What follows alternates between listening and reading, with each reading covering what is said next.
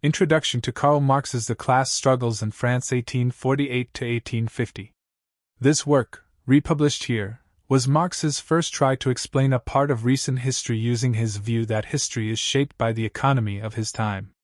In the Communist Manifesto, he used this idea in a broad way to look at all of modern history. In the articles by Marx and by me in the Neue Rheinische Zeitung, this idea was used over and over to understand the political events of the day. Here, the goal was to show how events over many years were linked in a way that was very important for all of Europe. It was meant to show that, in the end, political events come from economic causes. If we judge events as they happen, we can never fully go back to the true economic causes. Even now, even though the news gives us lots of details, it is still hard, even in England, to follow every day the changes in industry and trade around the world and the ways things are made. These many factors are complicated and always changing. They often work quietly for a long time before suddenly becoming very obvious. We can only get a clear picture of the economic history of a period after we collect and study all the information. Statistics help, but they always come later. For this reason, people writing about current events often have to treat the key economic situation as unchanging for the whole time, or they only notice changes that are very obvious. So, the materialist method often limits itself to showing that political conflicts come from the struggles between the interests of different social classes and parts of classes that arise from economic changes, and it shows that the political parties are the clear political expressions of these groups. It is clear that ignoring the small changes in the economy while studying events can lead to mistakes. But even though writing current history always has some errors, that does not stop anyone from trying to write it. When Marx began this work, the problems he talked about were even harder to avoid. During the Revolution of 1848–49, it was simply impossible to watch or understand all the economic changes happening at the same time. It was the same during his first months away from home in London in the fall and winter of 1849–50. But that was exactly when Marx started this work. Even though things were very difficult, his careful knowledge of France's economy before the February Revolution and of its political history afterward helped him show how events were connected in a way no one had ever shown before. Later, his work passed a very tough test that he set for it. The first test came after spring 1850 when Marx found time to study the economy again. He began by looking at the economic history of the past 10 years. What he had guessed from limited information became clear from the facts. He found that the world trade crisis of 1847 was the real cause of the February and March revolutions, and that the growing industrial success that started in the middle of 1848 and reached its peak in 1849 and 1850 was the power behind a stronger reaction in Europe. This was very important.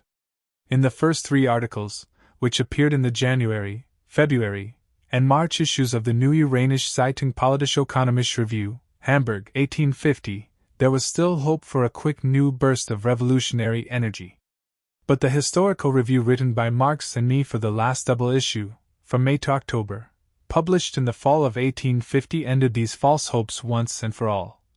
A new revolution is possible only in consequence of a new crisis. It is, however, just as certain as this crisis. That was the only big change needed. Nothing else had to be changed in the way the events were explained or in the cause and effect links, as shown by the story from March 10th to the fall of 1850 in that review. I have included this part as the 4th article in the new edition. The second test was even tougher.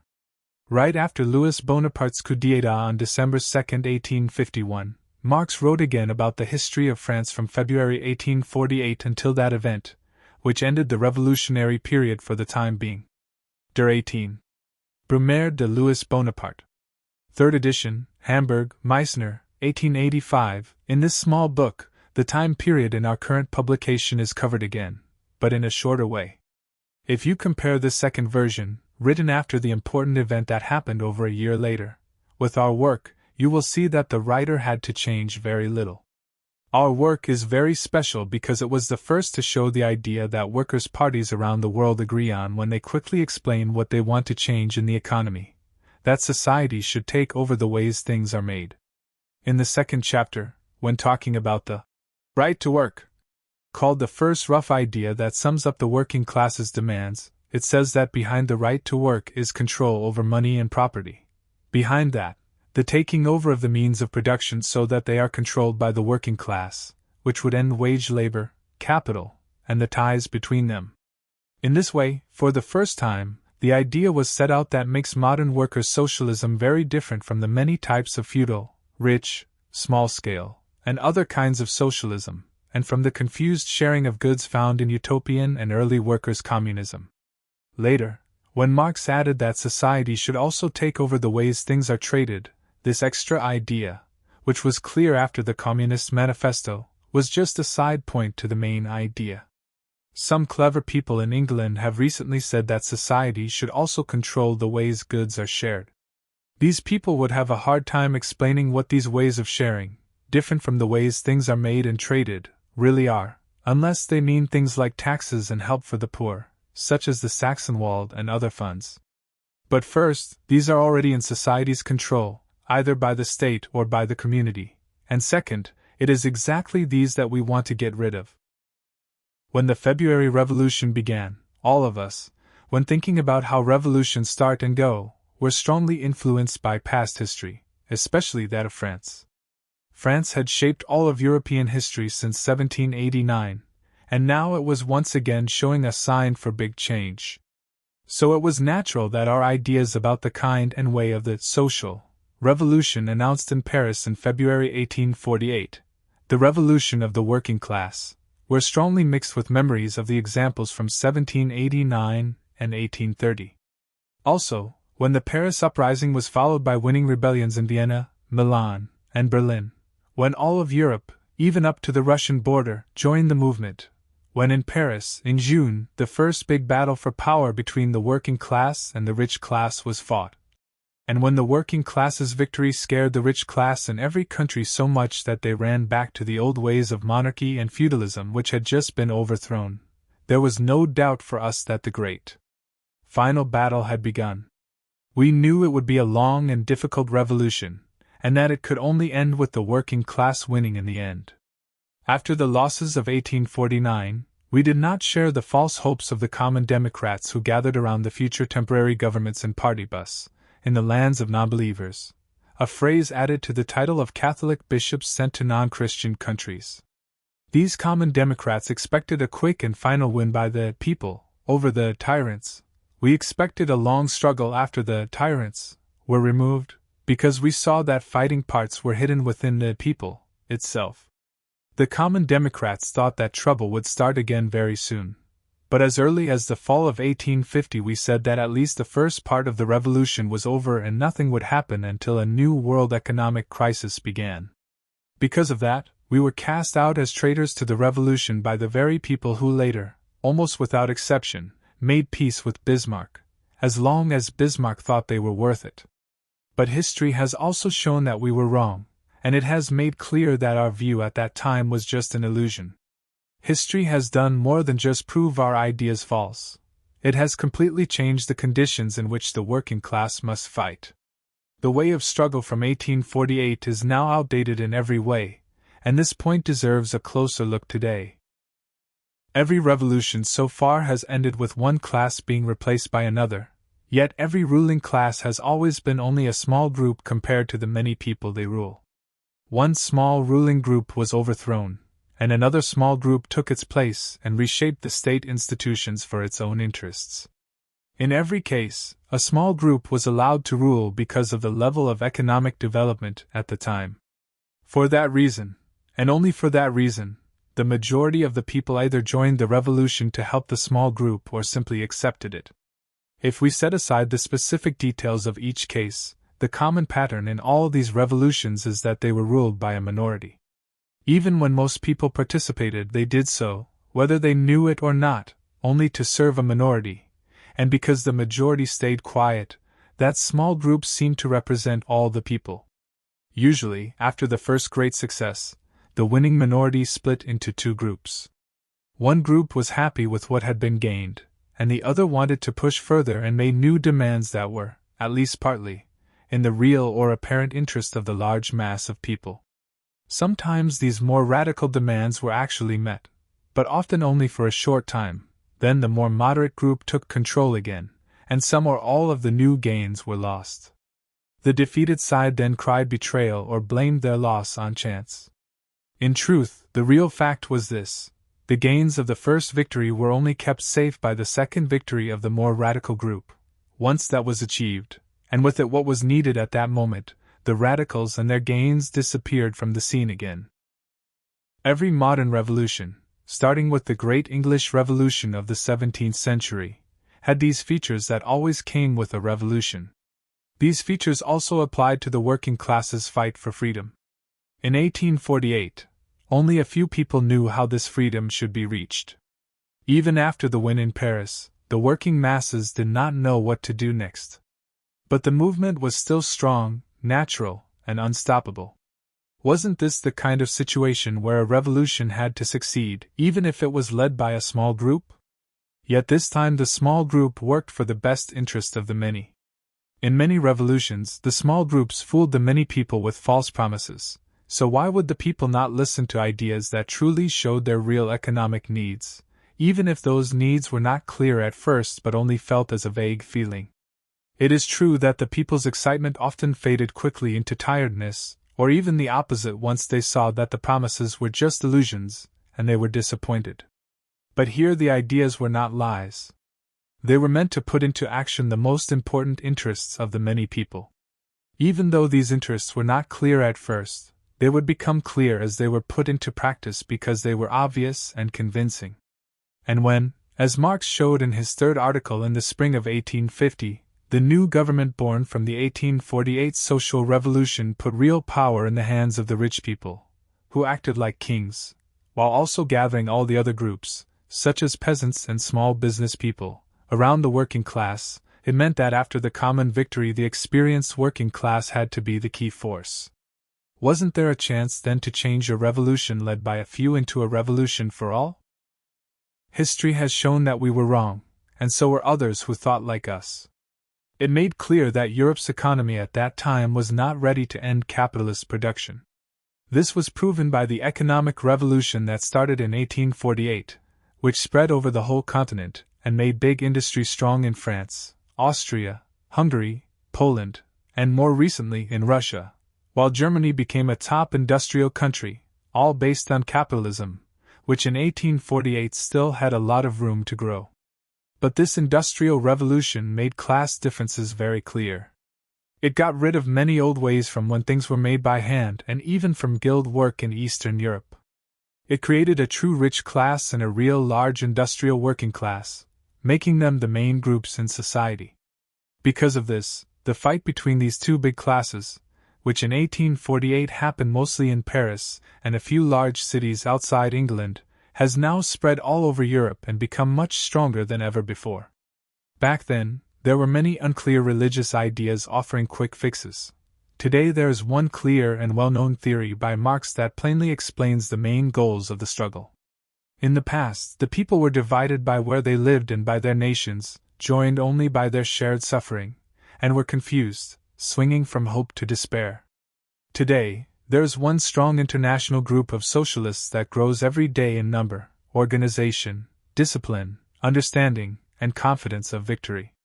If even the strong group of workers has not yet reached its goal, and if they must slowly move from one step to the next in a long, tough fight instead of winning with one big move, it only shows that in 1848 it was impossible to change society with just a surprise attack. A rich class split into two parts that supported kings and queens, and they mainly wanted peace and security for their money matters. They faced a working class that had been defeated but was still dangerous, a working class around which small business people and farmers were gathering more and more. This constant threat of a violent uprising, even though it offered no real chance for a lasting fix, was just the situation that suited the coup d'état of the so-called democratic pretender, Louis Bonaparte. On December 2, 1851, using the army, he ended the tense situation and brought internal peace to Europe, though this peace also started a new era of wars.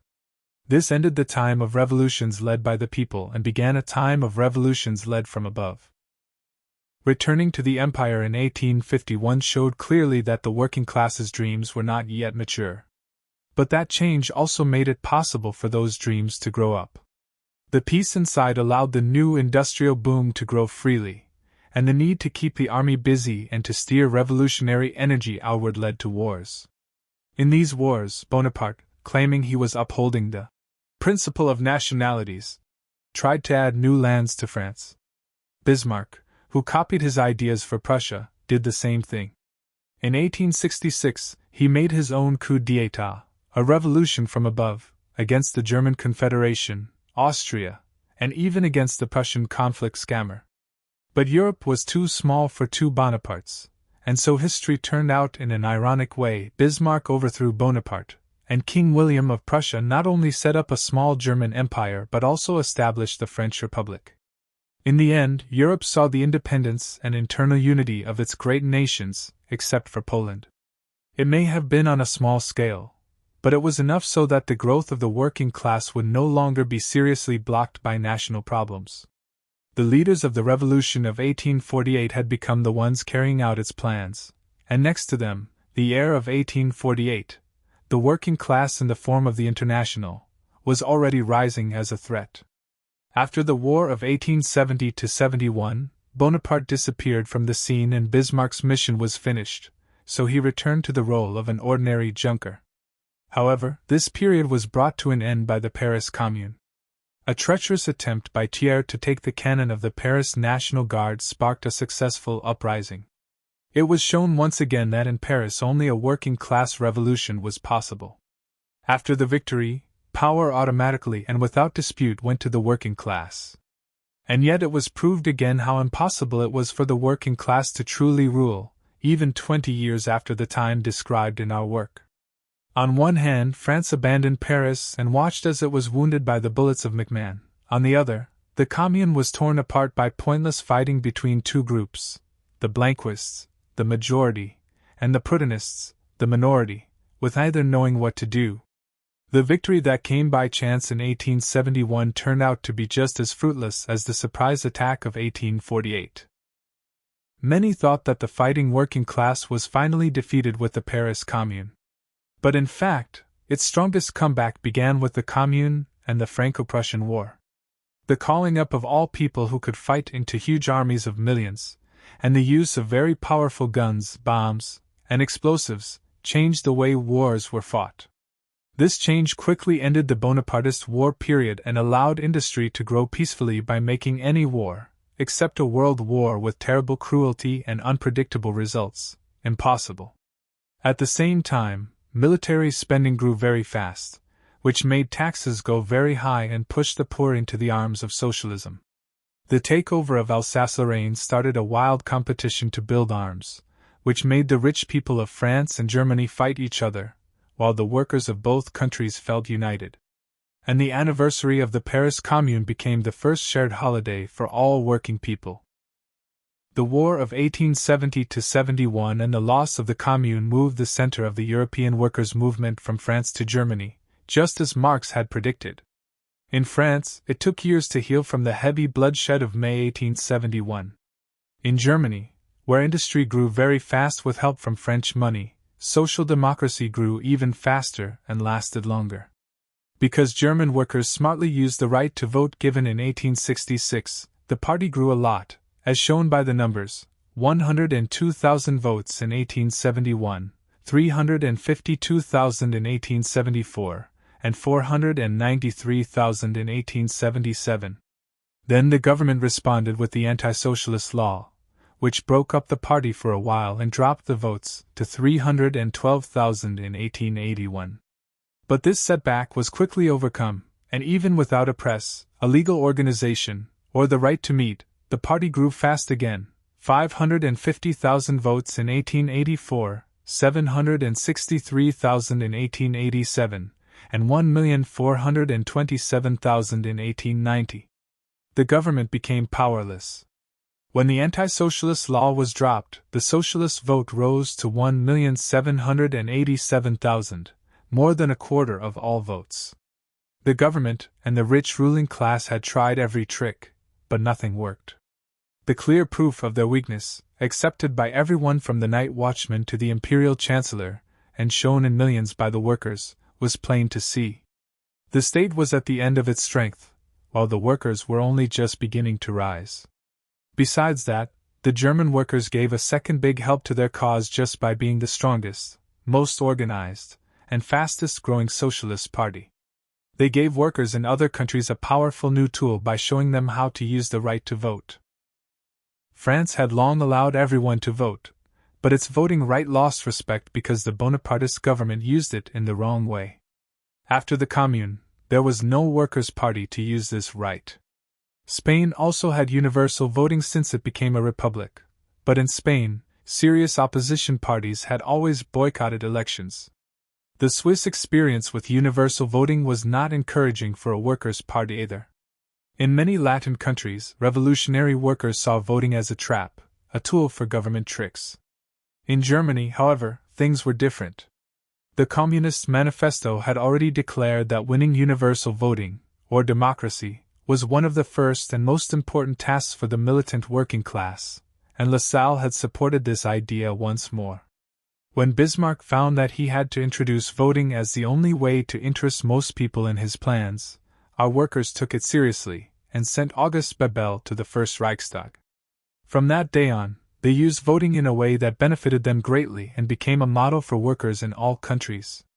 In the words of the French Marxist program, voting was transformed from a means of deception into an instrument of freedom.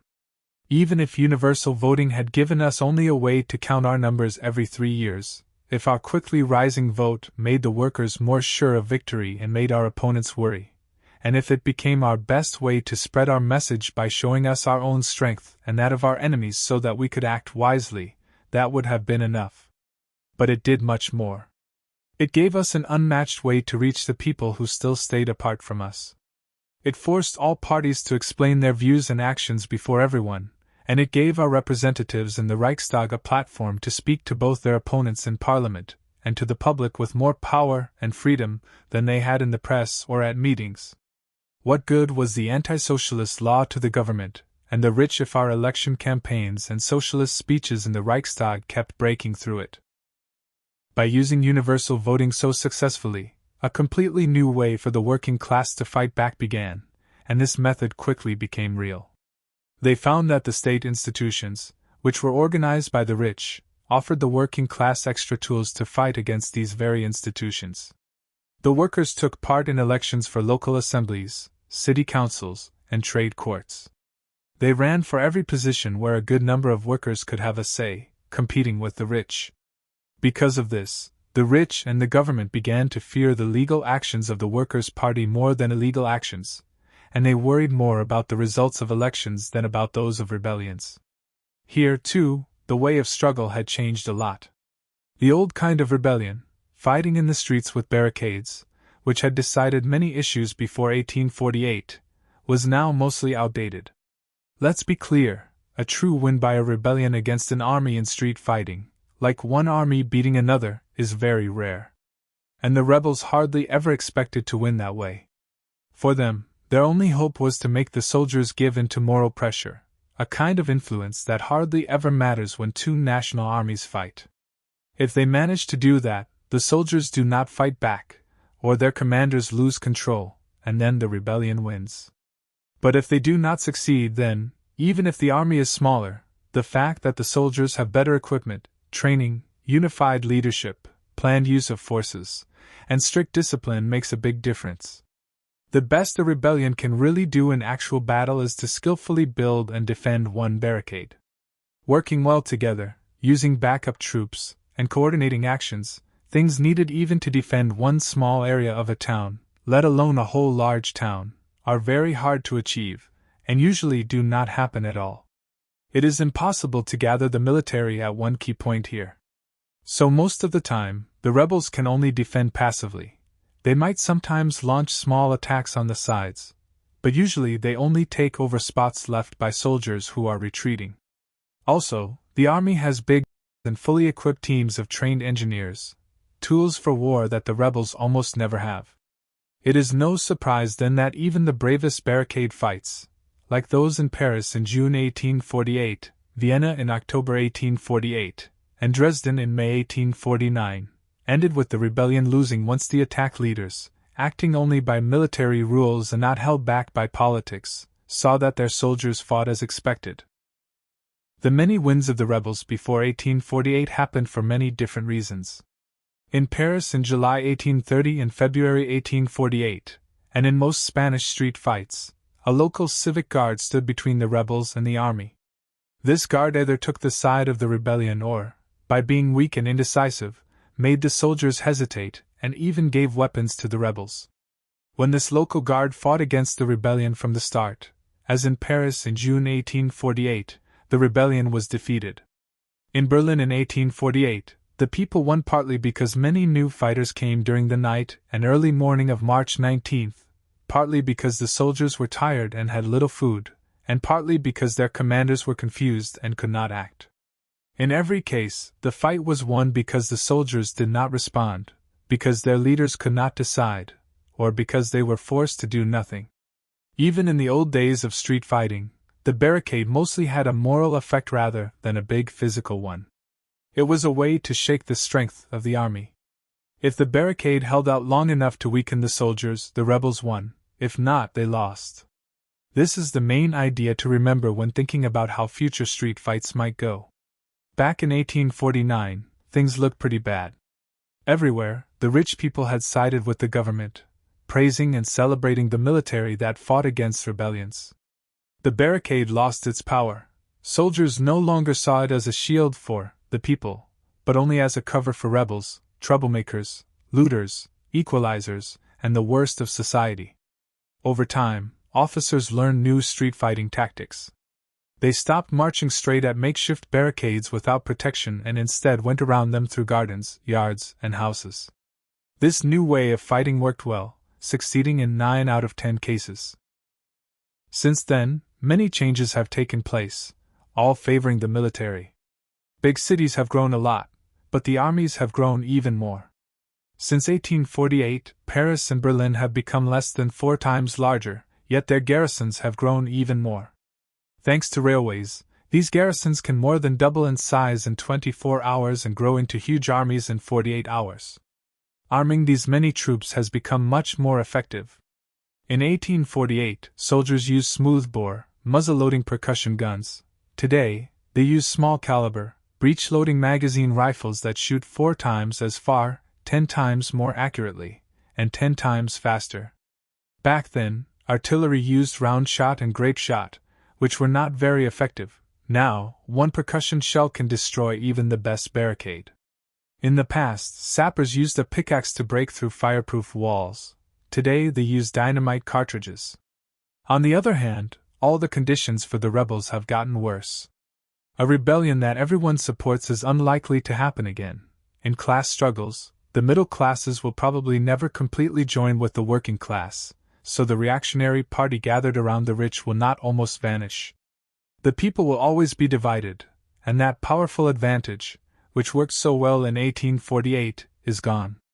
If more experienced soldiers joined the rebels, it would be even harder to arm them. The special guns from munition shops, even if they were not already taken away by the police, are no match for the soldier's magazine rifle, even in close combat. Before 1848, people could make their own ammunition from powder and lead. Today, each gun needs its own special cartridge, and these cartridges are complicated products made by big factories. They cannot be made on the spot, so most guns are useless without the right ammunition. Finally, since 1848, new parts of big cities have been built with long, straight, wide streets designed to let new cannons and rifles work their best. A revolutionary would have to be crazy to choose the new working-class districts in the north or east of Berlin for a barricade fight. Does that mean street fighting will never matter again? Certainly not. It only means that conditions since 1848 have become much worse for regular people fighting and much better for the military. In the future, street fighting can win only if other factors make up for this disadvantage. It will likely happen less often at the start of a great revolution than later, and will have to be fought with larger forces. At that time, fighters might prefer an open attack instead of just defending behind barricades, just as happened in the Great French Revolution and in Paris on September 4 and October 31, 1870. Do you now understand why those in power really want us to go where the guns fire and the sabers swing? Why they call us cowards because we do not rush out into the streets, where we know we will lose before we even begin? Why they beg us so eagerly to become nothing more than cannon fodder? The rich men make all their demands and challenges for nothing at all. We are not that foolish. They might as well tell their enemy in the next war to fight in old-fashioned line formations like the soldiers of Frederick the Great, or in the long columns used at battles like Wagram and Waterloo, and to use flintlock guns too. Even though wars between nations have changed, the same is true for the struggle between classes. The days of surprise attacks led by a small, aware group over masses who do not understand are over. When a whole society must change, the people themselves must join in and truly understand what is at stake, what they are fighting for with their whole bodies and souls. The past 50 years have taught us this lesson. But for the people to understand what must be done, long and steady work is needed, and that is exactly what we are now doing, with success that makes our enemies lose hope. In the Latin countries, people are also coming to see that the old ways of fighting must change. Everywhere, the German example of using voting rights to win every position we can get has been copied, and in every place, starting an unplanned attack has been pushed aside. In France, where for more than 100 years the land has been shaken by one revolution after another, where every party has taken part in plots, uprisings, and all kinds of revolutionary actions, the government cannot fully rely on its army, and the conditions for a sudden uprising are much better than in Germany. Even in France, the socialists are realizing more and more that they cannot win lasting victory unless they first win over most of the people, such as the peasants in this case. Slow work of spreading ideas and working in Parliament are seen here too as the most urgent tasks for the party. They have had many successes. Not only have many local councils been won, but 50 socialists now have seats in the national parliament, and they have already overthrown 3 government ministries and a president. In Belgium last year, the workers forced the voting law to be passed and won in 1/4 of the districts. In Switzerland, Italy, Denmark, and even in Bulgaria and Romania, socialists are represented in the parliaments. In Austria, all parties agree that we must be allowed to join the Imperial Council.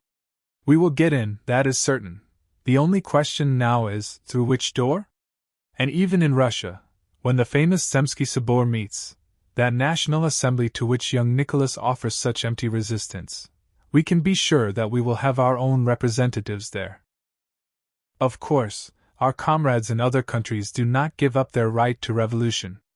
The right to revolution is, in fact, the only real historical right, the one right that all modern states are built on, without exception, including Mecklenburg, where the aristocrats' revolution ended in 1755 with the hereditary settlement, a document that still supports feudalism today.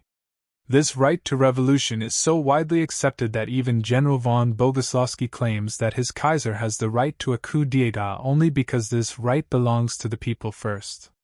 But no matter what happens in other countries, German Social Democrats have a unique position and, at least for now, a unique job to do. The 2 million voters they send to the ballot box, along with the young men and women who support them but cannot yet vote, make up the largest, most united, and most powerful force in the international workers' movement.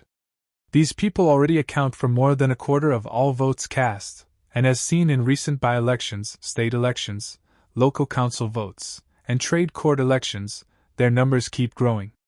This growth is happening naturally, steadily, and unstoppably, yet it is also happening calmly, like a force of nature. The government has tried to stop it, but nothing has worked. Even today, we can count on having 2.25 million voters. If this continues, by the end of the century, we will have won over most of the middle class, including small business owners and farmers, and we will become the most powerful force in the country, one that no other power can ignore, no matter how much they may want to. Our main task is to keep this growth going without any interruptions until it becomes too strong for the current government to control. We must not waste our growing power in small, scattered fights but must keep it whole and strong until the day when it truly matters. There is only one thing that could slow down or even temporarily push back the rise of socialism in Germany: a large-scale fight with the military, a bloodbath like the one Paris suffered in 1871. Even then, we would recover in the long run. No army, no matter how many guns it has, can wipe out a movement of millions. But such a fight would disrupt our progress, and we might not have our full strength when the decisive moment arrives. The final battle would take longer, be harder, and cost more lives. The irony of history flips everything around. We, the so-called revolutionaries and troublemakers, are actually doing much better using legal methods than by trying to overthrow anything. Meanwhile, the so-called parties of order are falling apart under the very legal system they created. They cry out in despair, like Odilon Barrot, saying, "Legality is killing us!" But under this same legality, we are getting stronger, healthier, and more unstoppable. And if we are smart enough not to let them trick us into fighting in the streets just to make them happy, then in the end, they will have no choice but to break their own precious laws themselves. At the same time, they keep making new laws against revolution. Once again, everything is turned upside down. These people, who now act like they are the protectors of stability, weren't they the very ones who caused chaos before? Did we start the Civil War of 1866? Did we force the King of Hanover, the Elector of Hesse, and the Duke of Nassau out of their lands and take those lands for ourselves? No, that was them. And yet these same people who destroyed the German Confederation and 3 monarchies, by the grace of God, now have the nerve to complain about revolution. It's like the Gracchi brothers complaining about rebellion. Who could take such hypocrisy seriously? And the ones who worship Bismarck, the master of political takeovers, dare to criticize overthrow? What a joke! Let them go ahead and pass their anti-revolution laws, make them even harsher, stretch the entire legal system like rubber. It won't help them at all. The only thing they'll prove is how powerless they really are. If they really want to deal a serious blow to social democracy, they'll have to try something completely different. Right now, social democracy is growing stronger by following the law, and the only way the so-called parties of order can stop it is by breaking the law themselves. The Prussian bureaucrat, Mr. Rosler, and the Prussian general, Mr. von Boguslawski, have already pointed out the only real option left for them to use against workers who refuse to fall for the trap of street fighting. The only thing left is to throw out the Constitution, set up a dictatorship, and return to absolute rule.